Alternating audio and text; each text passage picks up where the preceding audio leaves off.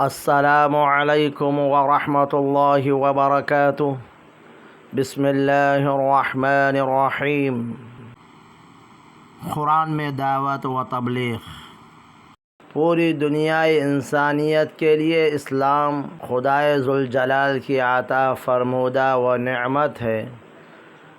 کلمہ حق کے انقلابی بولوں کا دل و زبان سے اقرار کرنے والے خیر امت اور شہداء علی الناس کے الہی القاب کے مستحق اسی وقت ہوتے ہیں جب کہ وہ امر بالمعروف اور نہی عن المنکر کا فریضہ انجام دیں۔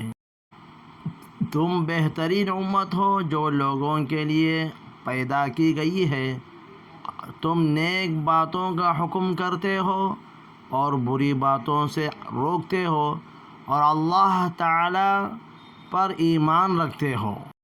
اللہ تعالیٰ کسی جان کو اس کی طاقت سے زیادہ تکلیف نہیں دیتا۔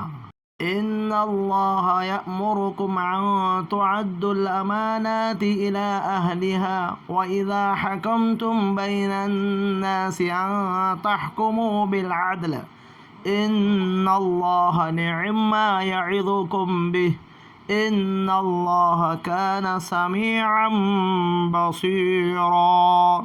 اللہ تعالیٰ تمہیں تاکیدی حکم دیتا ہے کہ امانت والوں کی امانتیں انہیں پہنچاؤ۔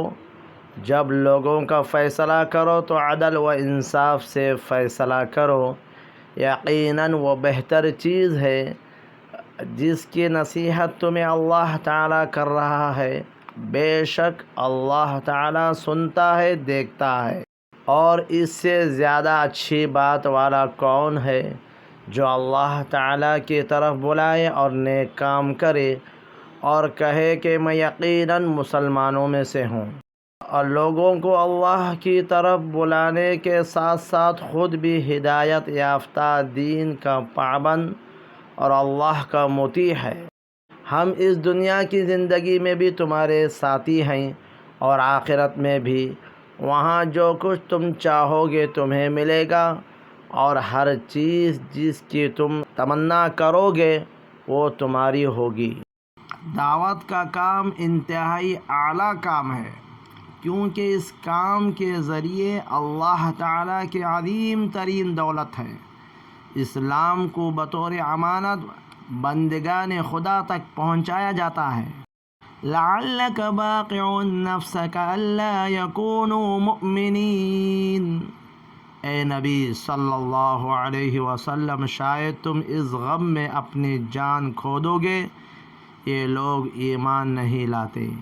اے نبی صلی اللہ علیہ وسلم، تم جیسے چاہو اسے ہدایت نہیں دے سکتے مگر اللہ جسے چاہتا ہے ہدایت دیتا ہے۔